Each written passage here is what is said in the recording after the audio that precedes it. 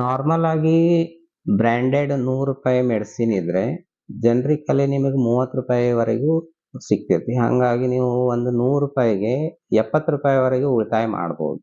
ಒಂದು ಮೆಡಿಸಿನ್ ಹೊರಗಡೆ ಬರ್ಬೇಕಾದ್ರೆ 6ರಿಂದ 10 ವರ್ಷ ಅದ್ರ ಮೇಲೆ ಕೆಲಸ ಆಗ್ತೈತಿ. ಅಂದ್ರೆ ಗೌರ್ಮೆಂಟ್ ರೂಲ್ಸ್ ಹೇಳ್ತತಿ ಯಾವುದು ಮೆಡಿಸಿನ್ ಹೆಸರು ಬರೀಬಾರ್ದು, ನೀವು ಜನರಿಕ್ ಹೆಸರ ಬರೀಬೇಕು. ಇಂಡಿಯನ್ ಮೆಂಟಾಲಿಟಿ ಸ್ವಲ್ಪ ಹೆಂಗದ ಅಂದ್ರೆ ಚೀಪಾಗಿ ಸಿಗೋದು ಯಾವುದು ಚಲೋ ಇಲ್ಲ. 95% ಜನ ಪೂರ್ಣ ಡಾಕ್ಟರ್ ಬರ್ದಿರೋದ ಮೆಡಿಸಿನ್ ಬೇಕು, ಅದೇ ಇದ್ರೆ ಕೊಡ್ರಿ ಅಂತ ನಮ್ಮ ಹತ್ರ ಬರ್ತಾರ. ರೋಗ ಬಂದಿದೆ ಅಂತ ಹೋದ್ರೆ ಅವರು ಮೊದಲು ಟೆಸ್ಟ್ ಮಾಡ್ತಾರ, ಆಮೇಲೆ ಬ್ಲಡ್ ಟೆಸ್ಟು, ಯೂರಿನ್ ಟೆಸ್ಟು, ಆಮೇಲೆ ಸ್ಕ್ಯಾನಿಂಗು, MRI, ಎಕ್ಸ್ರೇ, ಅದು ಕಂಪೌಂಡರ್ ಆಗಿ ಕೆಲಸ ಮಾಡ್ಕೊಂಡು ಹಳ್ಳಿ ಒಳಗೆ ಹೋಗಿ ಅವರು ತಾವೇ ಡಾಕ್ಟರ್ ಅಂತ ಹೇಳಿ ಅವರು ಮೆಡಿಸಿನ್ ಕೊಡ್ತಾರ. 15 ವರ್ಷ ಮೇಲ್ಪಟ್ಟು ಮಾರುಕಟ್ಟೆಯಲ್ಲಿ ಇರುವಂತ ಎಲ್ಲಾ ಮೆಡಿಸಿನ್ ಅನ್ನು ಯಾವುದೇ ಕಂಪನಿಯವರು ಮ್ಯಾನುಫ್ಯಾಕ್ಚರಿಂಗ್ ಮಾಡೋದಕ್ಕೆ ಲೈಸೆನ್ಸ್ ಇಶ್ಯೂ ಮಾಡ್ತಾರ. ಬಿಸ್ನೆಸ್ ಪರ್ಪೋಸ್ ಅವ್ರು ಮಾಡ್ತಾ ಇರೋದಕ್ಕೆ ನಾವು ಏನು ಮಾಡೋದಕ್ಕೆ ಬರೋದಿಲ್ಲ. ಇದೇ ಮೆಡಿಕಲ್ ಸ್ಟೋರ್ಸ್ ಆಗ ತಗೋಬೇಕು, ಇದೇ ಮೆಡಿಸಿನ್ ತಗೋಬೇಕು, ಇದೇ ಬ್ರ್ಯಾಂಡ್ ತಗೋಬೇಕು, ಇದು ಗೌರ್ಮೆಂಟ್ ರೂಲ್ಸ್ ಅನ್ನ ವಯೋಲೇಟ್ ಮಾಡ್ತತಿ. ಪ್ರಶ್ನೆಗೆ ಡಾಕ್ಟರ್ಗಳು ಉತ್ತರ ಕೊಡ್ಬೇಕು. ಆ ಡಾಕ್ಟರ್ ಹೇಳಿದ ಕೂಡಲೇ ನಾವು ತಗೋಬೇಕು, ಡಾಕ್ಟರ್ ಹೇಳಿದ್ದನ್ನ ನಾವು ಕೇಳಬೇಕು ಅಲ್ಲ. ಯಾವುದು ಮೆಡಿಸಿನ್ ಡೂಪ್ಲಿಕೇಟ್ ಇರೋದಿಲ್ಲ. ಜಾಸ್ತಿ ಎಜುಕೇಟ್ ಆಗಿದ್ದೀವಿ, ಆದ್ರೆ ಯಾವ ವಿಷಯದಲ್ಲಿ ಆಗ್ಬೇಕಲ್ಲ ಆ ವಿಷಯ ಬಿಟ್ಟು ಬೇರೆ ಎಲ್ಲ ವಿಷಯದಲ್ಲಿ ನಾವು ಎಜುಕೇಟ್ ಆಗಿದ್ದೀವಿ. ಈಗಿನ ಕಾಲದಲ್ಲಿ health insurance is a must to buy ಅಂತ. ಅವರು ಕರೋನಾದಿಂದ ತೀರಿ ಹೋದ್ರು. ಇಬ್ರು ಮಕ್ಕಳು ಕಾಲೇಜು ಮತ್ತು ಸ್ಕೂಲ್ ಅಲ್ಲಿ ಇದ್ರು. ಪೂರ್ಣ ಫ್ಯಾಮಿಲಿ ಜವಾಬ್ದಾರಿ ಅವ್ರೊಬ್ರ ಮೇಲೆ ಇರೋದ್ರಿಂದ ಅವರು ಇಡೀ ಫ್ಯಾಮಿಲಿನ ಕೊಲ್ಯಾಪ್ಸ್ ಆಯ್ತು. ಅವರು ಆಲ್ಮೋಸ್ಟ್ 9 lakh rupees ಖರ್ಚು ಮಾಡಿದ್ರು. 9 lakhs ಖರ್ಚು ಮಾಡಿ ಲಾಸ್ಟಿಗೆ ಬಾಡಿನೂ ಕೊಡ್ಲಿಲ್ಲ. ಎಲ್ಲರಿಗೂ ನಮಸ್ಕಾರ. ಕಥಾ ಪ್ರಪಂಚಕ್ಕೆ ಸ್ವಾಗತ. ಮನುಷ್ಯ ದೇವರನ್ನ ಬಿಟ್ರೆ ಡಾಕ್ಟರ್ಗೆ ಮಾತ್ರ ಕೈ ಮುಗಿತಾನೆ. ಯಾಕಂದ್ರೆ ಪ್ರತಿಯೊಬ್ರು ಜೀವಕ್ಕೆ ಹೆದರ್ತಾರೆ. ಆದ್ರೆ ಈ ಜೀವದ ಜೊತೆ ಆಟ ಆಡೋದ್ರಿಗೆ ಕೆಲವೊಬ್ರು ಬಿಸ್ನೆಸ್ ನ ಮಾಡ್ಕೊಂಡಿದ್ದಾರೆ. ಅಷ್ಟು ಕೆಲವೊಬ್ಬರಿಗೆ ಈ ಮೆಡಿಸಿನ್ ಬಗ್ಗೆ ಮಾಹಿತಿ ಇಲ್ಲ. ಇವತ್ತಿನ ಕಾರ್ಯಕ್ರಮದಲ್ಲಿ ನಮ್ಮ ಜೊತೆ ಒಬ್ರು ಮೆಡಿಸಿನ್ ತಜ್ಞ ಇದ್ದಾರೆ. ಅವ್ರ ಜೊತೆ ಇವತ್ತು ಕಾರ್ಯಕ್ರಮ ಸ್ಟಾರ್ಟ್ ಮಾಡ್ತೀನಿ. ಸರ್ ನಮಸ್ಕಾರ. ನಮಸ್ಕಾರ, ಎಲ್ಲರಿಗೂ ನಮಸ್ಕಾರ. ನನ್ನ ಹೆಸರು ವೀರೇಶ್ ಕೊಕಟ್ನೂರ್ ಅಂತ ಹೇಳಿ. ನಾನು 20 ವರ್ಷದಿಂದ ಈ ಮೆಡಿಸಿನ್ ರಿಟೇಲ್ ಮತ್ತು ಹೋಲ್ಸೇಲ್ ಅಲ್ಲಿ ವರ್ಕ್ ಮಾಡ್ತಾ ಇದ್ದೀನಿ. ಸರ್ ಇದು ಕಾರ್ಯಕ್ರಮ ಸ್ಟಾರ್ಟ್ ಮಾಡಿದ ಮೊದಲು ಈ ಮೆಡಿಸಿನ್ ಪ್ರತಿಯೊಬ್ಬರು ಜೀವಕ್ಕೆ ಹೆದರ್ತಾರೆ ಸರ್. ನಿಮ್ ಎಕ್ಸ್ಪೀರಿಯನ್ಸ್ ಒಳಗ ಮಂದಿ ಯಾಕೆ ಹೆದರ್ತಾರೆ, ಏನ್ ಅನಿಸ್ತದೆ? ಮೆಡಿಸಿನ್ ಡಿಪಾರ್ಟ್ಮೆಂಟ್ ಕೆಲಸ ಮಾಡೋ ನಿಮ್ಗೆ ಅಷ್ಟು ಏನ್ ಅನಿಸ್ತದೆ? ಇಲ್ಲ, ಮೆಡಿಸಿನ್ ಬಗ್ಗೆ ಜನಕ್ಕೆ ಜಾಸ್ತಿ ಮಾಹಿತಿ ಇಲ್ಲ. ಅವ್ರೇನಂತಾರ ಅಂದ್ರ ಡಾಕ್ಟರ್ಗಳು ಏನ್ ಪ್ರಿಸ್ಕ್ರೈಬ್ ಮಾಡ್ತಾ ಇದಾರ ಅದೇ ಮೆಡಿಸಿನ್ ತಗೊಂಡ್ರೆ ನಮಗ ಪರಿಣಾಮಕಾರಿಯಾಗಿ ಅದು ಕೆಲಸ ಮಾಡ್ತತಿ, ಅದರಿಂದ ನಾವು ಗುಣಮುಖರಾಗ್ತೀವಿ ಅಂತ ಅವ್ರ ಮೆಂಟಾಲಿಟಿ ಬೆಳೆಸ್ಕೊಂಡ್ಬಿಟ್ಟಿದಾರ. ಮೆಡಿಸಿನ್ ಕಾಸ್ಟ್ಲಿ ಆಗೈತಿ, ಜನಸಾಮಾನ್ಯರಲ್ಲ, ಬಡವರಾಗಿ ಉಳಾಕ ಕಾರಣ ಅಂದ್ರೆ ಒಂದು ಹಾಸ್ಪಿಟಲ್ ಅಂತ ಒಂದು ಮಾತೈತಲ್ಲ ಕಡೆ. ಅದಕ್ಕೆ ಕಾರಣ ಈ ಮೆಡಿಸಿನ್ ಕಾಸ್ಟ್ಲಿ ಇರೋದನ್ನ ಐತೆ. ಹೌದು, ಅದು ಒಂದು ಮುಖ್ಯ ಕಾರಣ ಇದೆ. ಯಾಕೆಂದ್ರೆ ಯಾವುದೋ ಒಂದು ಹಾಸ್ಪಿಟಲ್ಗೆ ನೀವು ಒಂದು ರೋಗ ಬಂದಿದೆ ಅಂತ ಹೋದ್ರೆ ಅವರು ಮೊದಲು ಟೆಸ್ಟ್ ಮಾಡ್ತಾರ, ಆಮೇಲೆ ಬ್ಲಡ್ ಟೆಸ್ಟು, ಯೂರಿನ್ ಟೆಸ್ಟು, ಆಮೇಲೆ ಸ್ಕ್ಯಾನಿಂಗು, MRI, ಎಕ್ಸ್ರೇ, ಅದು ಇದು ಅಂತ ಹೇಳಿ ಮೊದಲು ನಿಮ್ಮ ಹತ್ರ ಇರೋ ಹಣವನ್ನೆಲ್ಲ ತಗೊಂಡ್ಬಿಡ್ತಾರ. ಆಮೇಲೆ ಮೆಡಿಸಿನ್ ಅನ್ನೋ ಲಿಸ್ಟ್ ಹೆಂಗೆ ಪ್ರಿಸ್ಕ್ರೈಬ್ ಮಾಡಿ ಕೊಡ್ತಾರ ಅಂತಂದ್ರ ಒಂದು ಪ್ರಿಸ್ಕ್ರಿಪ್ಷನ್ 800ರಿಂದ 1000, 1200 ವರೆಗೆ ಇರ್ತತಿ. ಅದು ಜನಸಾಮಾನ್ಯರು, ದಿನಗೂಲಿ ಕೆಲಸ ಮಾಡೋರು ಅಥವಾ ಪ್ರತಿ ತಿಂಗಳು ಕೆಲಸದಿಂದನೇ 8,000, 10,000 ಪಗಾರ ತಗೊಳ್ಳುವಂತ ಜನಸಾಮಾನ್ಯರಿಗೆ ಆ ಟ್ರೀಟ್ಮೆಂಟ್ ಬಹಳ ಕಾಸ್ಟ್ಲಿ ಅನಿಸ್ತತಿ.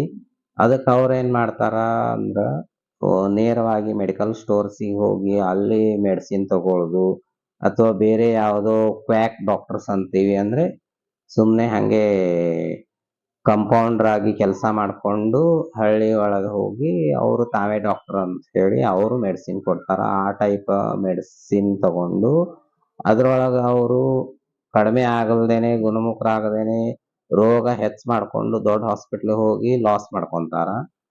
ಇದು ಒಂದು ಸಮಸ್ಯೆ ಆಗ್ತಾ ಇರೋ ಕಾರಣಕ್ಕ ಜನ ಹೆದರೋದಕ್ಕೆ ಇದು ಒಂದು ಒಂದು ಕಾರಣ ಆಗ್ತಾ ಇದೆ. ಯಾಕಂದ್ರ ದೊಡ್ಡ ಹಾಸ್ಪಿಟಲ್ಗೆ ಹೋದ್ರೆ ಜಾಸ್ತಿ ಖರ್ಚಾಗ್ತದೆ ಅಂತ ಹೇಳಿ ಸಣ್ಣ ಹಾಸ್ಪಿಟಲ್ ಹೋಗಿ ಗುಣಮುಖ ಆಗೋದ್ರಿಂದ ವಂಚಿತ ಆಗ್ತಾ ಇದಾರ ಜನನು. ಈಗ ಇದನ್ನೆಲ್ಲ ಟ್ಯಾಕಲ್ ಮಾಡ್ಬೇಕಂದ್ರೆ ಗೌರ್ಮೆಂಟ್ ಒಂದು ಇನಿಷಿಯೇಟಿವ್ ತಗೋತೈತಿ, ಜನರಿಕ್ ಮೆಡಿಸಿನ್ ಅಂತ ತೆಗಿತೈತಿ. ಹೌದು. ಪ್ರತಿಯೊಬ್ಬರು ದೇಶದ ಪ್ರತಿ ವ್ಯಕ್ತಿ ಅವರ ಬಡವರಿಗೆ ಶ್ರೀಮಂತರಿಗೆ ಒಂದು ಟ್ಯಾಬ್ಲೆಟ್ ಸಿಗ್ಬೇಕು. ಹ್ಮ್. ಬೇಸಿಕ್ ನೆಸಸರಿ ಮನುಷ್ಯ ಹೌದು. ಬದುಕಾಗ ಸರ್ವೈವಲ್ ಆಗಕ್ಕೆ ಬೇಕಂದ್ರೆ ಜನರಿಕ್ ಮೆಡಿಸಿನ್ ಅಂತ ತೆಗಿತಾರೆ. ಹ್ಮ್. ಸೊ ಜನರಿಕ್ ಮೆಡಿಸಿನ್ ಅಂದ್ರೆ ಏನು? ಜನರಿಕ್ ಮೆಡಿಸಿನ್ ಅಂದ್ರ ಒಂದು ಯಾವುದೇ ಕಂಪ್ನಿಯವರ ಸಪೋರ್ಟ್ ಇಲ್ದಂಗೆ ಅವರು ಮಾರ್ಕೆಟಿಂಗ್ ಮಾಡದೇ ಇರುವಂತಹ ಪ್ರೊಡಕ್ಷನ್ ಮಾಡಿ ಮಾರ್ಕೆಟಿಂಗ್ ಬಿಡುವಂತಹ ಅಷ್ಟೇ ಮೆಡಿಸಿನ್ ಆಗಿರುತ್ತೆ.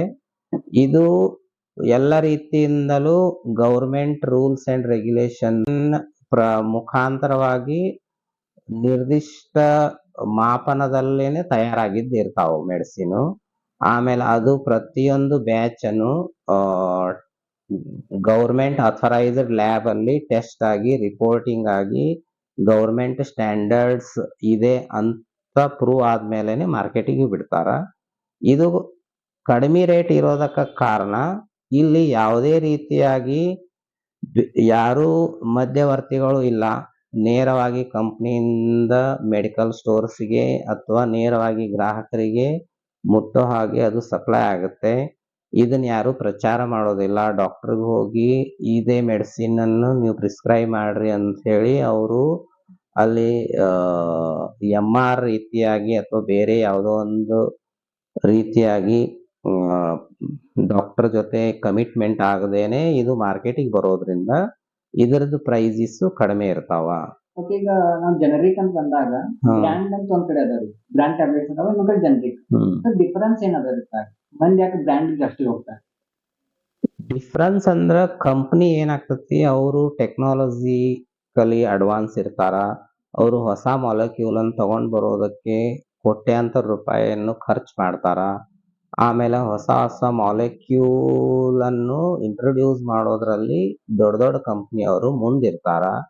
ಅದಕ್ಕಾಗಿ ಅವ್ರು ಏನ್ ಮಾಡ್ತಾರ, ಮೆಡಿಸಿನ್ ಕಾಸ್ಟ್ ಅಲ್ಲಿ ತಮ್ಮ ಎಲ್ಲಾ ಖರ್ಚನ್ನು ಸೇರಿಸಿ ತಮ್ಮ ಲಾಭವನ್ನು ಸೇರಿಸ್ಕೊಂಡು ತಮ್ಮಲ್ಲಿ ಕೆಲಸ ಮಾಡುವಂತ ಪ್ರತಿಯೊಬ್ಬ ವ್ಯಕ್ತಿಯ ಮೂಲ ಖರ್ಚನ್ನು ಇದರೊಳಗೆ ಆಡ್ ಮಾಡಿ ಆಮೇಲೆ ಡಾಕ್ಟರ್ ಜೊತೆ ಕಮಿಟ್ಮೆಂಟು, ಮಾರ್ಕೆಟಿಂಗ್ ಆಗಲಿ ಮತ್ತು ಮೆಡಿಕಲ್ ಹೋಲ್ಸೇಲ್ ಆಗಲಿ ರಿಟೇಲ್ ಆಗಲಿ ಆಮೇಲೆ ಸೂಪರ್ ಸ್ಟಾಕಿಸ್ಟು, ಟ್ರಾನ್ಸ್ಪೋರ್ಟೇಷನ್ ಇದೆಲ್ಲ ಖರ್ಚನ್ನು ಆಡ್ ಮಾಡಿ ಅದರದ್ದು ಪ್ರೈಸಸ್ ಅನ್ನು ಹಾಯಲ್ಲಿ ಇಟ್ಟಿರ್ತಾರ. ಆಮೇಲೆ ಅದು ಮೆಡಿಸಿನ್ ಅನ್ನು ಯಾವ ರೀತಿ ಮಾರ್ಕೆಟಿಂಗ್ ಆಗ್ತಾ ಇದೆ, ಅದರದ್ದು ಸೇಲ್ ಎಷ್ಟಿದೆ, ಆಮೇಲೆ ಅದು ಯಾವ ರೋಗಕ್ಕೆ ಬರ್ತಾ ಇದೆ, ಅದರದ್ದು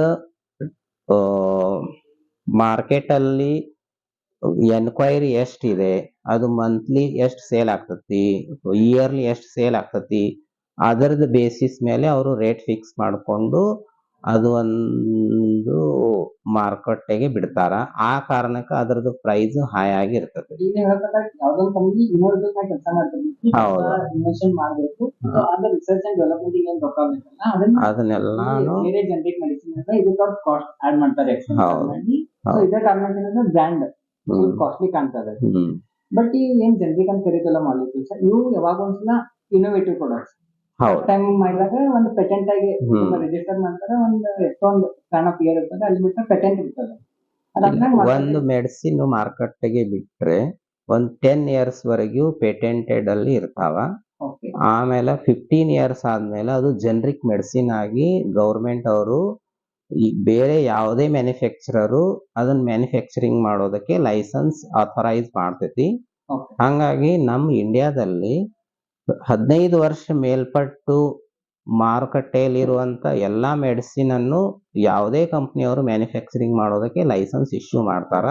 ಅದು ಗೌರ್ಮೆಂಟ್ ಸ್ಟ್ಯಾಂಡರ್ಡ್ಸ್ ಮುಖಾಂತರನೇ ನಡೆದುಕೊಂಡು GMP ಸರ್ಟಿಫೈಡು, ISO ಸರ್ಟಿಫಿಕೇಶನು, ಆಮೇಲೆ ಪ್ರತಿಯೊಂದು ಬ್ಯಾಚ್ ಅನ್ನು ಗೌರ್ಮೆಂಟ್ ಲ್ಯಾಬ್ ಅಲ್ಲಿ ಟೆಸ್ಟ್ ಮಾಡಿ ಆಮೇಲೆ ರಿಲೀಸ್ ಮಾಡೋದ್ರಿಂದ ಯಾವುದೇ ಕ್ವಾಲಿಟಿ ಆಗಲಿ ಕ್ವಾಂಟಿಟಿ ಆಗಲಿ ಅದರದ್ದು ಅಥೆಂಟಿಸಿಟಿ ಯಾವುದೇ ಬ್ರ್ಯಾಂಡೆಡ್ ಮೆಡಿಸಿನ್ ಕಿಂತನೂ ಯಾವುದೇ ರೀತಿ ಕಡಿಮೆ ಇರೋದಿಲ್ಲ ಅಂತ ನಾವು ನಂಬಿ ತಗೊಳ್ಬಹುದು ಅದನ್ನು. ಈಗ ಫಾರ್ ಎಕ್ಸಾಂಪಲ್ ನೀವು ಹೇಳಿದ್ರೆ ನಿಮ್ಮ ಕಂಪ್ನಿ ಒಂದು ಮಾಲಿಕ್ಯೂಲ್ ರೆಡಿ ಮಾಡಿದ್ರೆ ಹ್ಮ್ 10-15 ಇಯರ್ಸ್ ನಿಂತರೆ ಪೇಟೆಂಟ್ ಆಗಿದೆ. ಪೇಟೆಂಟ್ ಆಗಿದೆ. ನಿಮ್ಮನ್ನ ಬಿಟ್ರೆ ಬೇರೆ ಯಾರು ಅಂತ ತೆಗಿಯಕ್ ಬರೋದಿಲ್ಲ. ಹೌದು. But after 15 years government of India ಎಲ್ಲರಿಗೂ ಅಥಾರಿಟಿ ಕೊಡ್ತಾ ಇದೆ. ಹಿಂಗಾಗಿ ಇವೇನ್ ನಾವ್ ಜನರಿಕ್ ಅಂತ ಕರೆಯಕತ್ತೀವಿ, ಇದು ಯಾವಾಗ ಅಂತಂದ್ರೆ ಪೇಟೆಂಟ್ ಯಾವುದು ಒಂದು ಮೆಡಿಸಿನ್ ಮಾರ್ಕೆಟ್ ಬರೋಕ್ಕಿಂತ ಮುಂಚೆ ಅದು ರಿಸರ್ಚ್ ಅಂಡ್ ಡೆವಲಪ್ಮೆಂಟ್ ಥ್ರೂ ಒಂದು ಮೆಡಿಸಿನ್ ಹೊರಗಡೆ ಬರ್ಬೇಕಾದ್ರೆ 6-10 ವರ್ಷ ಅದ್ರ ಮೇಲೆ ಕೆಲಸ ಆಗ್ತದೆ. ಹಂಗಾಗಿ ಕಂಪ್ನಿಯವರು 6-10 ವರ್ಷ ಅದ್ರ ಮೇಲೆ ಬೆವರು ಸುರಿಸಿರೋದನ್ನ ಬೇರೆ ಮುಖಾಂತರ ಮಾರುಕಟ್ಟೆಯಿಂದ ಅದರದ್ದು ಬಂಡವಾಳ ರೂಪದಾಗ ಅದರದ್ದು ಅಮೌಂಟ್ ಅನ್ನು ತಗೊಂತಾರ ಅವರು. ಆಮೇಲೆ ಏನಾಗ್ತತಿ, ಗೌರ್ಮೆಂಟ್ ಅವರು ಅವ್ರಿಗೆ ಒಂದು ರಿಸ್ಟ್ರಿಕ್ಷನ್ ಕೊಟ್ಟಿರ್ತಾರ. ಆ ಕಾರಣಕ್ಕೆ ಅದನ್ನ ಜನರಿಕ್ ಆಗಿ ಅವರು ಕನ್ವರ್ಟ್ ಮಾಡ್ಲೇಬೇಕಾಗ್ತದೆ. ಈಗ ನಾವು ಲೋಕಲ್ ಸ್ಟೋರ್ ಎಲ್ಲ ನೋಡಕತ್ತೀವಿ, ಮೊದಲೆಲ್ಲ ಮೆಡಿಸಿನ್ಸ್ ಸ್ಟೋರ್ ಎಲ್ಲ ಇದ್ದೇವೆ. ಈಗ ಜನರಿಕ್ ಅನ್ನೋ ಬಂದದ. ಅದನ್ನ ಸ್ಟೋರ್ ಕೊಡ್ಬೇಕಂದ್ರೆ ನಿಮ್ ಟೈಪ್ ಹಿಂಗೆಲ್ಲ ಡಿ ಫಾರ್ಮಸಿ ಆಗ್ಬೇಕಂತ ರೂಲ್ಸ್ ಅದ ಏನ್ರಿ, ಅಥವಾ ಯಾರು ಬೇಕಾದ್ರೂ ನಡೆಸ್ತಾ ಇರೋದನ್ನ? ಇಲ್ಲ, ಪ್ರತಿಯೊಂದು ಮೆಡಿಕಲ್ ರಿಟೇಲ್ ಮಾಡ್ಬೇಕಂದ್ರೆ ಡಿಪ್ಲೊಮಾ ಇನ್ ಫಾರ್ಮಸಿ ಅಥವಾ ಡಿ ಫಾರ್ಮಸಿ ಅನ್ನುವಂತ ಕಲ್ತಂತ ವ್ಯಕ್ತಿಗೆ ಲೈಸೆನ್ಸ್ ಇಶ್ಯೂ ಆಗ್ತತಿ. ಆ ಕಲ್ತಂತ ವ್ಯಕ್ತಿನೇ ಮೆಡಿಸಿನ್ ಕೊಡ್ಬೇಕು, ಮತ್ ಅವರೇ ಆ ಮೆಡಿಕಲ್ ಸ್ಟೋರ್ಸ್ ಅನ್ನ ನಡೆಸಬೇಕು, ಓಪನ್ ಮಾಡ್ಬೇಕು. ಅದು ಕಂಪಲ್ಸರಿಯಾಗಿ ಯಾವುದು ಮೆಡಿಕಲ್ ಸ್ಟೋರ್ ಓಪನ್ ಮಾಡ್ಬೇಕಂತಂದ್ರ ಡಿ ಫಾರ್ಮಸಿ ಆಗಿರೋದು ಕಂಪಲ್ಸರಿ. ಈಗ ಸರ್ ನಾವು ನೋಡ್ತಾ ಇಲ್ರಿ, ಸ್ವಲ್ಪ ಚೀಪ್ ಅದಾವ್ರಿ. ಈಗ ಜನರಿಕ್ ಮೆಡಿಸಿನ್ ಬ್ರ್ಯಾಂಡ್ ಕಂಪೇರ್ ಮಾಡಿ ಚೀಪ್ ಅದಾವ. ಬಟ್ ನಮ್ ಇಂಡಿಯನ್ ಮೆಂಟಾಲಿಟಿ ಸ್ವಲ್ಪ ಹೆಂಗದ ಅಂದ್ರೆ ಚೀಪ್ ಆಗಿ ಸಿಗೋದು ಯಾವ್ದು ಚಲೋ ಇಲ್ಲ. ಹಿಂಗ ನಮ್ದೊಂದು ಮೆಂಟಾಲಿಟಿ ಅದ. ಸೊ ನಿಮಗೆ ಏನಾಗ್ತದೆ, ನೀವು ಆಸ್ ಅ ಮೆಡಿಸಿನ್ ಕೆಮಿಸ್ಟ್ ಆಗಿರಿ, ಜನರ ಮೆಂಟಾಲಿಟಿ ಮೆಡಿಸಿನ್ ಜೊತೆ ಹೆಂಗ್ ವರ್ಕ್ ಆಗುತ್ತೆ? ಇಲ್ಲ, ಜನ ಚೇಂಜ್ ಆಗ್ಬೇಕು. ಆದ್ರ ಏನಾಗ್ತಾ ಇದೆ ಅಂತಂದ್ರ ಕಂಪ್ಯಾರಿಸನ್ ಮಾಡೋ ಬದ್ಲಿ ನೀವು ಒಂದ್ಸಲ ಯೂಸ್ ಮಾಡಿ ನೋಡಿದ್ರೆ ನಿಮಗೆ ಅದರದ್ದು ಡಿಫರೆನ್ಸ್ ಗೊತ್ತಾಗ್ತೈತಿ. ಯೂಸ್ ಮಾಡ್ದೇನೆ ಯಾರೋ ಹೇಳಿದನ್ನ ಕೇಳ್ಕೊಂಡು ನೀವು ತಪ್ಪಾಗಿ ಅರ್ಥ ಮಾಡ್ಕೋಬಾರ್ದು. ಬ್ರ್ಯಾಂಡೆಡ್ ಮೆಡಿಸಿನ್, ಜನರಿಕ್ ಮೆಡಿಸಿನ್ ಅಲ್ಲಿ ಯಾವುದೇ ರೀತಿಯ ಕ್ವಾಲಿಟಿ ಕಾಂಪ್ರಮೈಸ್ ಇರೋದಿಲ್ಲ. ಇದು ಗೌರ್ಮೆಂಟ್ ಸರ್ಟಿಫೈಡ್ ಲ್ಯಾಬ್ ಇಂದ ಪ್ರೂವ್ ಆಗಿ government rules and regulation follow ಮಾಡ್ಕೊಂಡೇನೆ ಎಲ್ಲ ಕಂಪ್ನಿಯವರು ಪ್ರೊಡಕ್ಷನ್ ಮಾಡಿ ಮಾರ್ಕೆಟ್ಗೆ ಬಿಡ್ತಾ ಇರ್ತಾರ. ಅದನ್ನ ನಂಬಿ ನೀವು ತಗೋಬಹುದು. ಈಗ ಕೆಲವೊಬ್ಬರು ಈಗ ಕೆಮಿಸ್ಟ್ಗಳಾಗಿರ್ಬೋದು, ಈಗ ಎಲ್ಲಾರು ಬಿಸ್ನೆಸ್ ಮಾಡಕತ್ತಾರೆ. ಸೊ ಪ್ರಾಫಿಟ್ ಆಫ್ ಮಾರ್ಜಿನ್ ಎಲ್ಲಾರು ವಿಚಾರ ಮಾಡ್ತಿರ್ತಾರೆ. ನನ್ನೊಂದು ಮೆಡಿಕಲ್ ಸ್ಟೋರ್ ಅದ, ನನ್ನ ಬಾಜುಕ ಇನ್ನೊಂದು ಜನರಿಕ್ ಅದ. ಸೊ ಅವಾಗ ನಾ ಅದ ಕೆಮಿಸ್ಟ್ ಅಂತ ಮಂದಿನ ದಾರಿ ತಪ್ಪಿಸ್ತೇನೆ. ಅಲ್ಲಿ ಡುಪ್ಲಿಕೇಟ್ ಮಾಲ್ ಐತಿ, ಅವ್ರ ಕಮ್ಮಿ ಆಗಿ ಮಾಡಿದ್ರೆ ಡುಪ್ಲಿಕೇಟ್ ಐತಿ ಅಂತ ನಾ ಮಂದಿನ ದಾರಿ ತಪ್ಪಿಸ್ತೇನೆ. ಅದ ಕೆಮಿಸ್ಟ್ ಆಗಿ ಮಾರಲಿ ವಿಚಾರ ಮಾಡಿ ಎಷ್ಟು ತಪ್ಪಿದೆ ಒಬ್ಬರು ಮಾಡೋದು ಅಥವಾ ಡಾಕ್ಟರ್ ದಾರಿ ತಪ್ಪಿಸೋದು?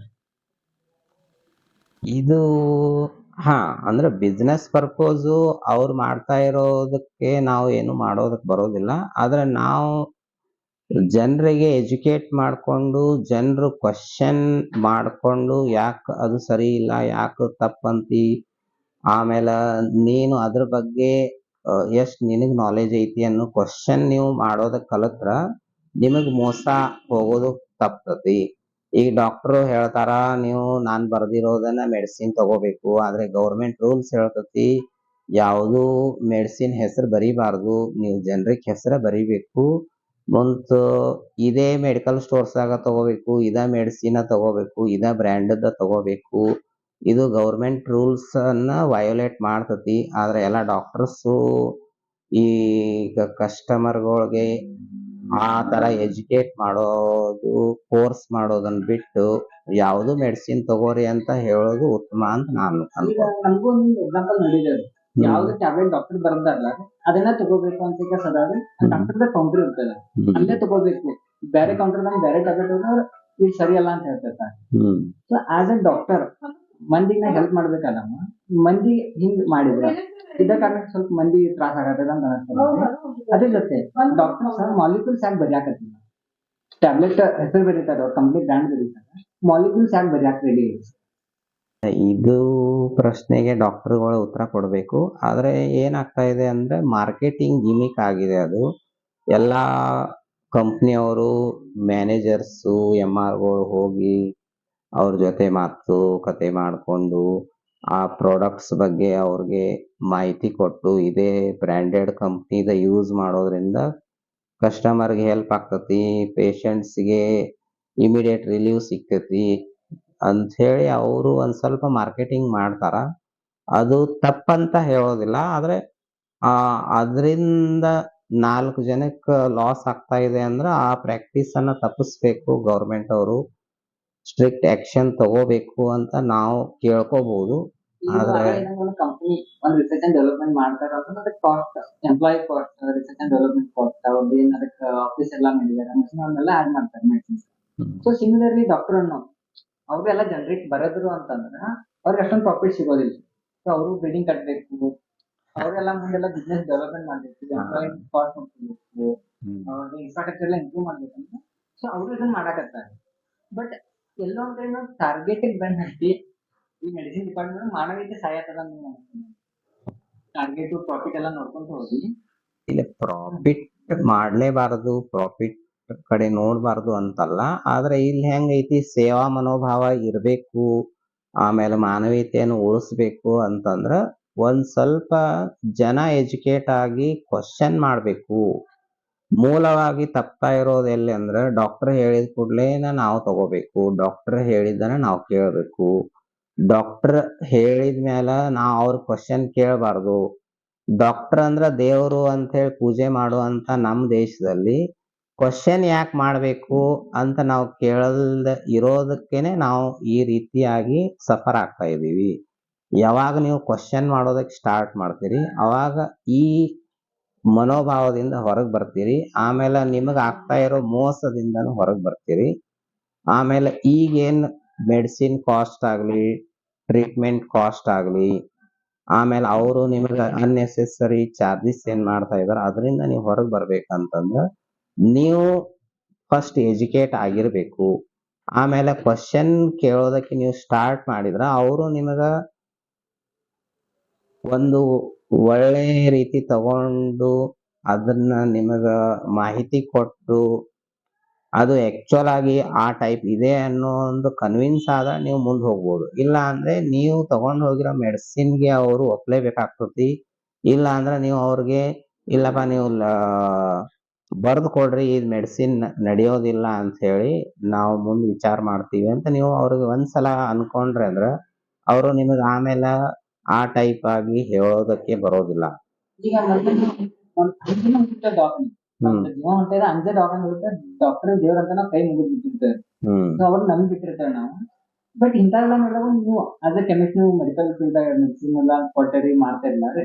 ಸೊ ನೀವು ಕುಂತ್ ನೋಡೋದ್ನಾಗ ಪೇಷಂಟ್ ನೋಡ್ತೇವೆ, ಅವ್ರ ಕಂಡೀಷನ್ ನೋಡ್ತೇವೆ, ಅವಾಗ ಹೇಳ್ತೇವೆ ಇದು ಕಾಸ್ಟ್ಲಿ ಅದ, ಇದು ಕಮ್ಮಿ ಅದ ಟ್ಯಾಬ್ಲೆಟ್ ಅಂತ ಹೇಳಿದಾಗ ಈ ಕಸ್ಟಮರ್ ಯಾವಾಗ ನಿಮ್ಗೆ ರಿಜೆಕ್ಟ್ ಮಾಡಿದ ಅನುಭವ ಆಗಿದೆ? ಇಲ್ಲ ಡಾಕ್ಟರ್ ಹೇಳಿದೇಬೇಕು ನಮಗ, ಎಷ್ಟೋ ಕಷ್ಟಾಗಿ ಡಾಕ್ಟರ್ ಹೇಳಿದ ತಗೋತೇವೆ ಅಂತ ನೀವು ಹೆಲ್ಪ್ ಮಾಡಕ್ ಹೋದ್ರೆ ಮಂದಿ ರಿಜೆಕ್ಟ್ ಮಾಡಿ ಡಾಕ್ಟರ್ ತಗೊಂಡಿದ್ದು ಉದಾಹರಣೆ ಏನಾದ್ರು? 95% ಜನ ಪೂರ್ಣ ಡಾಕ್ಟರ್ ಬರ್ದಿರೋದ ಮೆಡಿಸಿನ್ ಬೇಕು, ಅದೇ ಇದ್ರೆ ಕೊಡ್ರಿ ಅಂತ ನಮ್ಮ ಹತ್ರ ಬರ್ತಾರ. ಮತ್ ನಾವು ಬೇರೆ ಏನಾದ್ರೂ ಕನ್ವಿನ್ಸ್ ಮಾಡಿ ಕೊಡೋದಕ್ ಹೋದ್ರೆ ಇಲ್ಲಪ್ಪ ನಿಮ್ ಕಡೆ ಇಲ್ಲ ಅಂದ್ರೆ ಬೇಡ, ನಾವ್ ಎಲ್ಲಿ ಸಿಗುತ್ತೆ ಅಲ್ಲೇ ಹೋಗ್ತೀವಿ ಅಂತಾರ. ಹಂಗಾಗಿ ಮ್ಯಾಕ್ಸಿಮಮ್ ನಾವಾಗೆ ಎಜುಕೇಟ್ ಮಾಡೋ ಬದ್ಲಿ ಅವರಾಗೆ ಬಂದು ಕೇಳಿದವ್ರಿಗೆ ನಾವು ಸಜೆಸ್ಟ್ ಮಾಡ್ತೀವಿ ಇದು ತಗೊಳ್ರಿ ಅಂತೇಳಿ. ಯಾಕಂದ್ರೆ ಏನಾಗ್ತತಿ, ನಮ್ಮ ಪ್ರೊಫೆಷನ್ ನಲ್ಲಿ ನಾವು ಪ್ರಿಸ್ಕ್ರಿಪ್ಷನ್ ಓವರ್ ಸೈಟ್ ಮಾಡೋದಕ್ಕೆ ನಮಗೆ ಅಧಿಕಾರ ಇರೋದಿಲ್ಲ. ಪ್ರಿಸ್ಕ್ರಿಪ್ಷನ್ ಮಾಡಿರೋ ಪ್ರಾಡಕ್ಟ್ ಅನ್ನೇ ಕೊಡಬೇಕು ಅಂತ ಹೇಳಿ ನಮ್ದು ಡ್ರಗ್ ಡಿಪಾರ್ಟ್ಮೆಂಟ್ ರೂಲ್ ಇರೋ ಕಾರಣಕ್ಕೆ ನಾವು ಸಬ್ಸ್ಟಿಟ್ಯೂಟ್ ಮಾಡೋದಾಗ್ಲಿ ಅಥವಾ ಜನರಿಕ್ ಅನ್ನೇ ಕೊಡಬೇಕು ಅಂತ ಹೇಳಿ ಅಲಾವ್ ಇರೋದಿಲ್ಲ. ಈಗ ಪ್ರಿಸ್ಕ್ರಿಪ್ಷನ್ ಅಂದ್ರೆ ಪ್ರಿಸ್ಕ್ರಿಪ್ಷನ್ ನೆಸೆಸರಿ ಇಲ್ಲ ಟ್ಯಾಬ್ಲೆಟ್ ಕೆಲವೊಂದ್ಸರಿ ಪ್ರಿಸ್ಕ್ರಿಪ್ಷನ್ ಇಲ್ಲೂ ಬರ್ತಾರೆ. ಏನ್ ಡಿಫ್ರೆನ್ಸ್? ಕೆಲವೊಂದು ಪ್ರಿಸ್ಕ್ರಿಪ್ಷನ್ ಇಂದ ಕೊಡ್ಬೋದು, ಜನರಿಕ್ ಮೆಡಿಸಿನ್ ಕೊಡ್ಬೋದು, ಕೆಲವೊಂದು ಇಂಪಾರ್ಟೆಂಟ್ ಆಗಿರುತ್ತೆ ಪ್ರಿಸ್ಕ್ರಿಪ್ಷನ್ ಇಂದ ಕೊಡಾಕಿರೋದು. ಸೊ ಏನ್ ಡಿಫ್ರೆನ್ಸ್ ಇರುತ್ತೆ ಪ್ರಿಸ್ಕ್ರಿಪ್ಷನ್ ಇಲ್ದಂಗೆ? ನಾರ್ಮಲ್ ಆಗಿ ಯಾವ್ದು ಮೆಡಿಸಿನ್ ವಿದೌಟ್ ಪ್ರಿಸ್ಕ್ರಿಪ್ಷನ್ ಕೊಡೋದಕ್ಕೆ ಬರೋದಿಲ್ಲ. 95% ಅಂತ ಅನ್ಬೋದು ನಾವು. 95% ನಾವು ಯಾವ್ದು ಮೆಡಿಸಿನ್ ಅನ್ನು ವಿದೌಟ್ ಪ್ರಿಸ್ಕ್ರಿಪ್ಷನ್ ಕೊಡೋದಕ್ಕೆ ಬರೋದಿಲ್ಲ. ಓವರ್ ದ ಕೌಂಟರ್ ಅಂದ್ರ ತಲೆ ನೋಯ್ತಾ ಇದೆ, ಮೈ ನೋಯ್ತಾ ಇದೆ, ಅಥವಾ ಜ್ವರ ಬಂದಿದೆ, ಟೆಂಪ್ರವರಿ ರಿಲೀಫ್ಗಾಗಿ ನಾವು ಮೆಡಿಸಿನ್ ಕೊಡ್ಬೋದು ವಿನಃ ಪರ್ಮನೆಂಟ್ ಸೊಲ್ಯೂಷನ್ ಆಗಿ ನಾವು ಯಾವುದೇ ರೀತಿ ಮೆಡಿಸಿನ್ ಪ್ರಿಸ್ಕ್ರೈಬ್ಡ್ ಡ್ರಗ್ ಆಗಿರುವಂತ ಯಾವುದು ಪ್ರಾಡಕ್ಟ್ ಅನ್ನು ನಾವು ಕೊಡೋದಕ್ಕೆ ಬರೋದಿಲ್ಲ. ಆದ್ರೆ ಜನರಲ್ ಆಗಿ ಏನಾಗ್ತತಿ, ರಿಪೀಟಿಂಗ್ ಕಸ್ಟಮರು ಅಥವಾ ಮಂತ್ಲಿ ಕಸ್ಟಮರು ಅಥವಾ ಪ್ರತಿ ಸಲ ತಗೊಳ್ಳುವಂತ ಕಸ್ಟಮರ್ ಬಂದು ರಿಕ್ವೆಸ್ಟ್ ಮಾಡಿದಾಗ ನಾವು ಕೊಡ್ಬಹುದು ವಿನ ವಿದೌಟ್ ಪ್ರಿಸ್ಕ್ರಿಪ್ಷನ್ ಹಂಗ ಕೊಡೋದಕ್ಕೆ ಪರ್ಮಿಷನ್ ಇರೋದಿಲ್ಲ. Okay, ಇನ್ನ ಕಂಪೇರ್ ಮಾಡಿದ್ರೆ ಬೇರೆ ಕಂಟ್ರಿಗಳೆಲ್ಲ ಸ್ವಲ್ಪ ಮೆಡಿಸಿನ್ ದಾಗ ಅಡ್ವಾನ್ಸ್ ಅದ. ಅಲ್ಲಿ ಜನಕ್ಕೆ ಇದೆಲ್ಲ ನಾಲೆಜ್ ಬಾಳ ಐತ್ರಿ. ಯಾವ್ದ ಅಡ್ವಾನ್ಸ್ ಅಂದ್ರೆ ಯಾವ್ದ, ಸೊ ಯಾವ್ದು ಬ್ರ್ಯಾಂಡ್ ಯಾವ್ದಿಲ್ಲ ಅಂತ ಎಲ್ಲ ಗೊತ್ತದ. ಸೊ ಇಂಡಿಯನ್ಸ್ ಗ ಇನ್ನು ಯಾವ ಟೈಪ್ ಎಜುಕೇಟ್ ಆಗ್ಬೇಕಂತ ಮೆಡಿಸಿನ್ ಡಿಪಾರ್ಟ್ಮೆಂಟ್ ಒಳಗೆ. ಮೆಡಿಸಿನ್ ಪ್ರಾಬ್ಲಮ್ ಏನಾಗ್ತಾ ಇದೆ ಅಂದ್ರ, ಒಂದ್ ಡಾಕ್ಟರ್ ಪ್ರಿಸ್ಕ್ರೈಬ್ ಮಾಡುವಂತ ಪ್ರತಿಯೊಂದು ಮೆಡಿಸಿನ್ ಅನ್ನು ನೀವು ಈ ಮೆಡಿಸಿನ್ ಪ್ರಿಸ್ಕ್ರೈಬ್ ಮಾಡ್ತಾ ಇರೋದನ್ನ ಕ್ವಶನ್ ಮಾಡಿ, ಆಮೇಲೆ ನಿಮಗೆ ಏನಾಗಿದೆ ಅನ್ನೋದನ್ನ, ಟ್ರೀಟ್ಮೆಂಟ್ ಯಾವ ರೀತಿ ಹೋಗ್ತಾ ಇದೆ ಅನ್ನೋದನ್ನ ನೀವು ಮೊದಲು ಅರ್ಥ ಮಾಡ್ಕೊಳ್ಳಿ. ಆಮೇಲೆ ಈ ಮೆಡಿಸಿನ್ ಅದಕ್ಕೆ ಉಪಯೋಗ ಇದೆಯಾ ಇಲ್ಲ ಅನ್ನೋದನ್ನ ಅವ್ರ ಕಡೆಯಿಂದ ಕೇಳಿ ಮಾಹಿತಿ ತಗೊಂಡು ಆಮೇಲೆ ಮೆಡಿಸಿನ್ ತಗೊಳ್ಳೋದು ಒಳ್ಳೇದು. ಏನಾಗ್ತಾ ಇದೆ, ಅವ್ರು ಬರೆದು ಕೊಟ್ರು ನೀವು ತಗೊಂಡ್ರಿ, ಟ್ರಯಲ್ ಅಂಡ್ ಎರರ್ ಫಾರ್ಮುಲಾದಲ್ಲಿ ಹೋಗೋದಕ್ಕಿಂತ ಟೆಸ್ಟ್ ಅಂಡ್ ಟ್ರಸ್ಟ್ ಇದ್ರ ಕಡೆ ನೀವು ಲಕ್ಷ್ಯ ವಹಿಸೋದ್ರಿಂದ ನಿಮ್ಮ ಹಣನೂ ಉಳಿತತಿ. ಆಮೇಲೆ ನಿಮ್ದು ಎಜುಕೇಶನ್ ಇರೋದು ಕಂಡುಕೊಂಡು ಡಾಕ್ಟರ್ಸು ಅನಾವಶ್ಯಕ ಮೆಡಿಕೇಶನ್ ನಿಮಗೆ ಕೊಡೋದಕ್ಕೂ ಹಿಂಜರಿತಾರ. ಆಮೇಲೆ ಅನ್ನೆಸೆಸರಿ ಬಿಲ್ ಅನ್ನು ತಪ್ಪುತ್ತೆ ನಿಮ್ಗೆ. ಓಕೆ, ಈಗ ಸಾಮಾನ್ಯವಾಗಿ ಸಣ್ಣ ಪುಟ್ಟ ರೋಗದ ನಡೆಯೋದು ಒಂದ್ಸಲ ವೈಲ್ 6 ತಿಂಗಳು ಬಂದಿದ್ರೆ 3 ತಿಂಗಳು ಬಂದಿದ್ರೆ ನಾ ಹೆಂಗೋ ಬೇರ್ ಮಾಡ್ಬೋದು ಕಾಸ್ಟ್ ಆಫ್ ಮೆಡಿಸಿನ್ ಏನಾದ್ರೆ. ಬಟ್ ಏನಂದ್ರೆ ಕೆಲವೊಂದು ರೆಗ್ಯುಲರ್ ಮೆಡಿಸಿನ್ ತಗೋಬೇಕಾಗ್ತದೆ. ಬಿಪಿ ಟ್ಯಾಬ್ಲೆಟ್, ಶುಗರ್ ಟ್ಯಾಬ್ಲೆಟ್ ಇದೆ ರೆಗ್ಯುಲರ್ ತಗೋಬೇಕಾಗ್ತದೆ. ಸೊ ನೀವು ಬ್ರ್ಯಾಂಡ್ ಅನ್ನು ನೋಡಿದ್ರಿ, ಜನರಿಗೂ ನೋಡಿದ್ರಿ. ಸೊ ಈಗ ನಾ ಫೈನಾನ್ಸಿಯಲಿ ನಾವು ಸ್ಟ್ರಾಂಗ್ ಇದ್ವಿ, ನಾ ಬ್ರ್ಯಾಂಡ್ ಒಂದ್ ಯಾವ್ದೋ ಒಂದು XYZ ಬ್ರ್ಯಾಂಡ್ ಯೂಸ್ ಮಾಡಕತ್ತೀನಿ. ಅದ್ರ ಅಪೋಸಿಟ್ ನಾ ಒಂದು ಅದು ಜನರಿಕ್ ಬ್ರ್ಯಾಂಡ್ ಯೂಸ್ ಮಾಡಿದ್ರೆ ಒಬ್ಬ ಜನಸಾಮಾನ್ಯ ಎಷ್ಟು ರೊಕ್ಕ ಉಳಿಸ್ಬೋದು ಒಂದು ಮಂತ್ಲಿ ಕೋರ್ಸ್ ತೊಗೊಳಕತ್ತಿದ ಅಂತ? ನಾರ್ಮಲ್ ಆಗಿ ಬ್ರ್ಯಾಂಡೆಡ್ 100 ರೂಪಾಯಿ ಮೆಡಿಸಿನ್ ಇದ್ರೆ ಜನರಿಕ್ ಅಲ್ಲಿ ನಿಮಗೆ 30 ರೂಪಾಯಿವರೆಗೂ ಸಿಗ್ತೈತಿ. ಹಂಗಾಗಿ ನೀವು ಒಂದು 100 ರೂಪಾಯಿಗೆ 70 ರೂಪಾಯಿವರೆಗೂ ಉಳಿತಾಯ ಮಾಡ್ಬೋದು ಓಕೆ, ಜನರಿಕ್ ಮೆಡಿಸಿನ್ ತಗೋದ್ರಿಂದ. ಮತ್ತ ಇಯರ್ಸ್ ಟುಗೆದರ್ ಫಾಲೋ ಅಪ್ ಇರುವಂತ ಮೆಡಿಸಿನ್ ಆಗಿದ್ರಿಂದ ನೀವು ಜನರಿಕ್ ಮೆಡಿಸಿನ್ಗೆ ಹೋಗೋದು ಒಳ್ಳೇದು. ಓಕೆ, ಫಾರ್ ಎಕ್ಸಾಂಪಲ್ ನಂದು 10,000 ಮಂತ್ಲಿ ಎಕ್ಸ್ಪೆನ್ಸ್ ಬರೀ ಮೆಡಿಸಿನ್ ಹೊಂಟದ ಅಂದ್ರೆ ಅದು 3,000 ಆಗ್ತದೆ, 7,000 ಉಳಿಸ್ಬೋದು. 7,000 ಉಳಿಸ್ಬೋದು. ಸೊ ಅಂದ್ರೆ ನಾವು ಜನರಿಕ್ ಹೋಗೋದ್ರಿಂದ ನಮಗೆ ಲಾಭ ಐತಿ. ಈಗ ಕನ್ಕ್ಲೂಷನ್ ಮಾಡೋದಂದ್ರೆ ಜನರಿಕ್ ಅನ್ನು ಬ್ರ್ಯಾಂಡ್ ಮೆಡಿಸಿನ್ ಹಂಗೆ ಇರ್ತದೆ, ಸೇಮ್ ಮಾಲಿಕ್ಯೂಲ್ ಇರ್ತದೆ. ಹೌದು, ಸೊ ರೇಟ್ ಒಳಗೆ ಕಡಿಮೆ ಇರ್ತದೆ. ಕಡಿಮೆ, ಮಾರ್ಕೆಟಿಂಗ್ ಯಾರು ಮಾಡದೇ ಇರೋ ಕಾರಣಕ್ಕೆ ಮಾತ್ರ ಅದು ರೇಟ್ ಕಡಿಮೆ ಆಗಿರ್ತತಿ. ಆದ್ರೆ ಯಾವುದೇ ರೀತಿ ಕ್ವಾಲಿಟಿ ಕಾಂಪ್ರಮೈಸ್ ಇರೋದಿಲ್ಲ. ಆಮೇಲೆ ಗೌರ್ಮೆಂಟ್ ಅಪ್ರೂವಲ್ ಇಂದನ ಮಾರ್ಕೆಟಿಗೆ ಬರೋದ್ರಿಂದ ಯಾವುದೇ ರೀತಿಯ ತೊಂದರೆ ಏನು ಆಗೋದಿಲ್ಲ. ನಿಮ್ಮ ಆರೋಗ್ಯಕ್ಕೆ ವ್ಯತಿರಿಕ್ತ ಪರಿಣಾಮ ಏನು ಬೀರೋದಿಲ್ಲ ಯಾವುದು ಜನರಿಕ್ ಮೆಡಿಸಿನ್. ಈ ಶಾರ್ಟ್ ಆಗಿ ಹೇಳ್ಬೇಕಂದ್ರೆ ಜನರಿಕ್ ಮೆಡಿಸಿನ್ ಡೂಪ್ಲಿಕೇಟ್ ಮೆಡಿಸಿನ್ ಅಲ್ಲ. ಯಾವುದು ಮೆಡಿಸಿನ್ ಡೂಪ್ಲಿಕೇಟ್ ಇರೋದಿಲ್ಲ. ಯಾಕಂದ್ರೆ ಯಾವುದು ಮೆಡಿಸಿನ್ ಮಾರ್ಕೆಟಿಗೆ ಬಿಡ್ಬೇಕಂದ್ರ ಅದು ಒಂದು ಕೋರ್ಸ್, ಗೌರ್ಮೆಂಟ್ ಒಂದು ಪ್ರೊಸೀಜರ್, ಒಂದು ಕೋರ್ಸ್ ಇರ್ತತಿ. ಆ ಕೋರ್ಸ್ ಥ್ರೂನೇ ಅವರು ಫಾಲೋ ಅಪ್ ಮಾಡ್ಕೊಂಡು ಮಾರ್ಕೆಟಿಗೆ ಬಿಡ್ಬೇಕಾಗ್ತತಿ. ಹಂಗಾಗಿ 99% ಯಾವುದನ್ನು ನಾವು ಮೆಡಿಸಿನ್ ಅಲ್ಲಿ ಡೂಪ್ಲಿಕೇಟ್ ಅಂತ ಹೇಳೋದಕ್ ಬರೋದಿಲ್ಲ. ಓಕೆ, ಈಗ ನಾವು ಹಂಗ ಒಂದ್ ಮೆಂಟಾಲಿಟಿ ನೋಡಿದ್ರೆ ನಾವು ತರಕಾರಿದಾಗ ಬಾರ್ಗೇನ್ ಮಾಡ್ತೇವೆ, ಎಲ್ಲರಿಗೂ ಬಾರ್ಗೇನ್ ಮಾಡ್ತೇವೆ. ಆದ್ರೆ ಎಜುಕೇಶನ್ ಪ್ಲಸ್ ಇದು ಹೆಲ್ತ್ ಅಂತ ಬಂದಾಗ ಎಷ್ಟು ಕಾಸ್ಟ್ಲಿ ಕೊಡ್ತೇವಲ್ಲ ಅದು ಗ್ರೇಟ್ ಅಂತ ಮಂದಿ ತೋರಿಸ್ತಾರೆ. ಈಗ ನಮ್ಮ ಮನ್ಯಾನ ತೋರಿಸಿ 5 ಲಕ್ಷ ಖರ್ಚಾತು, 10 ಲಕ್ಷ ಖರ್ಚಾತು, ಇಷ್ಟು ಖರ್ಚು ಮಾಡಿ ಬಂದು ಉಳಿಸ್ಕೊಂಡು ಅಂತ ಹೇಳ್ತಾರೆ. ಸೊ ಇದೊಂದು ನಮ್ದು ಸ್ಟೇಟಸ್ ಉಳಿಸುವ ಸಲುವಾಗಿ ಸೊಸೈಟಿದಾಗ ಎಷ್ಟೊಂದು 4-5 ಮಂದಿ ನಾವು ಹಾಸ್ಪಿಟಲ್ ಅಂದ್ರೆ ಅದ ಹೆಲ್ ಇದ್ದಂಗ ನರಕಣ್ಣ ಐತೆ ಅನ್ನೋದು ಭಾವನೆ ಮೂಡೈತೆ. ಮಂದಿ ಹೇಳ್ತಾರೆ ಸರ್ಕಾರದಾಗ 10 ರೂಪಾಯಿ ಬಾರ್ಗೇನ್ ಮಾಡಿದ್ರೆ ಖುಷಿ ಹೇಳ್ತೇವೆ, ನಾ 10 ರೂಪಾಯಿ ಉಳಿಸ್ನಂತೆ. ಬಟ್ ಅದ ಹಾಸ್ಪಿಟಲ್ ಹೋಗಿ ಲಕ್ಷ ಹಾಕತ್ತ. ಅದನ್ನೆಲ್ಲ ನೋಡಿ ನಿಮ್ಗೆ ಏನ್ ಅನ್ಸ್ತದೆ?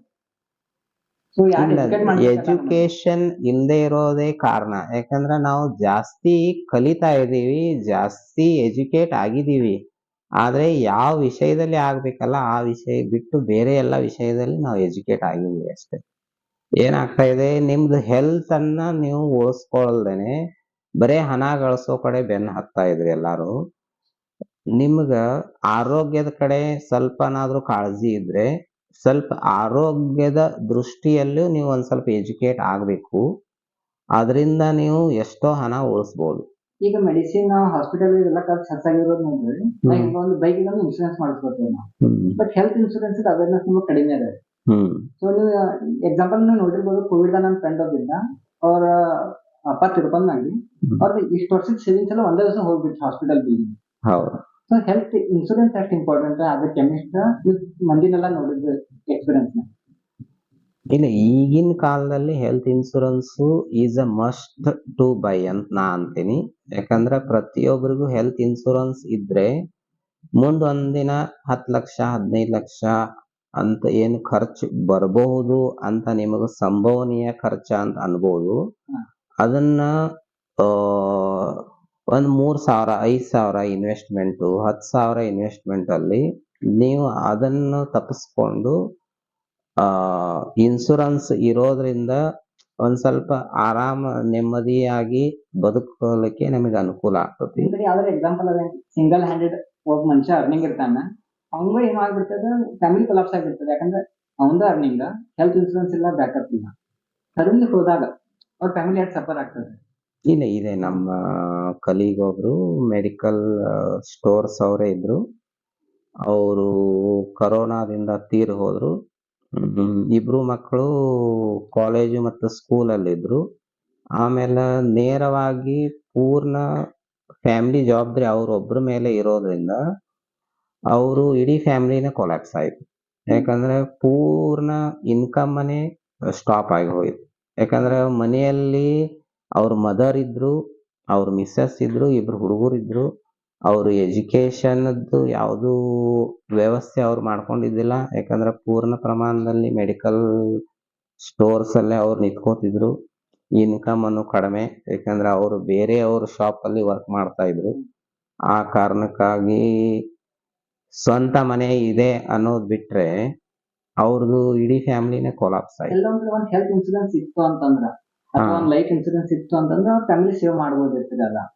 ಹೌದು, ಯಾಕಂದ್ರೆ ಅವರು ಆಲ್ಮೋಸ್ಟ್ 9 ಲ್ಯಾಕ್ ರುಪೀಸ್ ಖರ್ಚು ಮಾಡಿದ್ರು ಹಾಸ್ಪಿಟಲ್ಗೆ. 9 ಲ್ಯಾಕ್ಸ್ ಖರ್ಚು ಮಾಡಿ ಲಾಸ್ಟಿಗೆ ಬಾಡಿನೂ ಕೊಡ್ಲಿಲ್ಲ. ಇನ್ಶೂರೆನ್ಸ್ ಕ್ಲೇಮ್ ಆಗೋದಕ್ಕಂತೂ ಅವ್ರು ಇನ್ಶೂರೆನ್ಸ್ ಅದು ಏನು ತಗೊಂಡಿದ್ದಿಲ್ಲ. ಯಾಕಂದ್ರೆ ಅವ್ರದ್ದು ಬಜೆಟ್ ಅಷ್ಟು ಇದ್ದಿದ್ದಿಲ್ಲ. ಆ ಕಾರಣಕ್ಕಾಗಿ ಮತ್ತೆ ಅವರು ಫುಲ್ ಟೈಮು ಬೇರೆಯವರ ಹತ್ರ ವರ್ಕ್ ಮಾಡೋದ್ರಿಂದ ಅಷ್ಟು ಅವ್ರಿಗೆ ಆ ವಿಚಾರದಾಗ ಹೋಗೋದಕ್ಕೆ ಅನುಕೂಲ ಆಗ್ಲಿಲ್ಲ ಅವ್ರಿಗೆ. ಇದನ್ನೆಲ್ಲ ನಾವು ವಿಡಿಯೋ ಕನ್ಫ್ಯೂಷನ್ ಮಾಡೋಣ ಅಂತ ನಾನು ನೋಡಿದ್ರೆ ಹೆಲ್ತ್ ಇನ್ಶೂರೆನ್ಸ್ ಒಂದು ಭಾಳ ಇಂಪಾರ್ಟೆಂಟ್. ಅದ್ರ ಜೊತೆ ಕಾಸ್ಟ್ ಆಫ್ ಮೆಡಿಸಿನ್ಸ್ ಹಾಸ್ಪಿಟಲ್ ಇದು ಹೆಚ್ಚದ. ನಮ್ಗೆ ಅಲ್ಟರ್ನೇಟಿವ್ ಆಪ್ಷನ್ ಒಂದು ಜನರಿಕ್ ಮೆಡಿಸಿನ್. ಇನ್ ಕನ್ಕ್ಲೂಷನ್ ಜನರಿಗೆ ಒಂದು ಅವೇರ್ನೆಸ್ ಮೂಡಬೇಕು. ಆಸ್ ಎ ಇನ್ವೆಸ್ಟ್ಮೆಂಟ್ ಹೇಳಿದಂಗೆ ಈಗ ಹೆಲ್ತ್ ಇನ್ಶೂರೆನ್ಸ್ ಇನ್ವೆಸ್ಟ್ಮೆಂಟ್ ಜೊತೆ ನಾವು ನೋಡಿದ್ರ. ಸೊ ಮಂದಿ ಏನೇನು ಪ್ರಿಕಾಷನ್ಸ್ ತಗೋಬಹುದು ಅಂದ್ರೆ ಮುಂದೆ ಆಗೋ ಅನಾಹುತ ಈಗಿಂದ ಅದು ನಮಗೆ 28-30 ಇಯರ್ 50 ಇಯರ್ ಮಟ್ಟ ಏನ್ ಪ್ಲಾನ್ ಮಾಡ್ಕೋಬೇಕು over all in terms of investment or health insurance, family support ಸಲುವಾಗಿ. ಈಗ ಜನರೇಷನ್ ಸ್ವಲ್ಪ ಹೆಲ್ತ್ ಇನ್ಶೂರೆನ್ಸ್ ಕಡೆ ಗಮನ ಕೊಡಬೇಕು, ಹೆಲ್ತ್ ಕಡೆ ಕಾಳಜಿಯನ್ನು ತಗೋಬೇಕು. ಅವರು ಯೋಗ, ಆಮೇಲೆ ವ್ಯಾಯಾಮ, ಆಮೇಲೆ ವಾಕಿಂಗು ಇಂಥದ್ದೆಲ್ಲ ಮಾಡಿಕೊಂಡು ಆದಷ್ಟು ತಮ್ಮ ಹೆಲ್ತ್ ಕಡೆ ಹೆಚ್ಚಿನ ಗಮನ ಕೊಡಬೇಕು. ಆಮೇಲೆ ಹೆಲ್ತ್ ಇನ್ಶೂರೆನ್ಸ್ ಅನ್ನು ಯಾವ ರೀತಿ ಪ್ಲಾನ್ ಮಾಡಬೇಕು ಏನು ಇದೆ ನೋಡ್ಕೊಂಡು, ಫ್ಯಾಮಿಲಿ ಫ್ಲೋಟರ್ ಇದಾವ, ಇಂಡಿವಿಜುವಲ್ ಹೆಲ್ತ್ ಇನ್ಶೂರೆನ್ಸ್ ಅದಾವ, ಆಮೇಲೆ ಲೈಫ್ ಇನ್ಶೂರೆನ್ಸ್ ಜೊತೆನು ಹೆಲ್ತ್ ಇನ್ಶೂರೆನ್ಸ್ ಈ ಟೈಪ್ ಬರ್ತಾವ.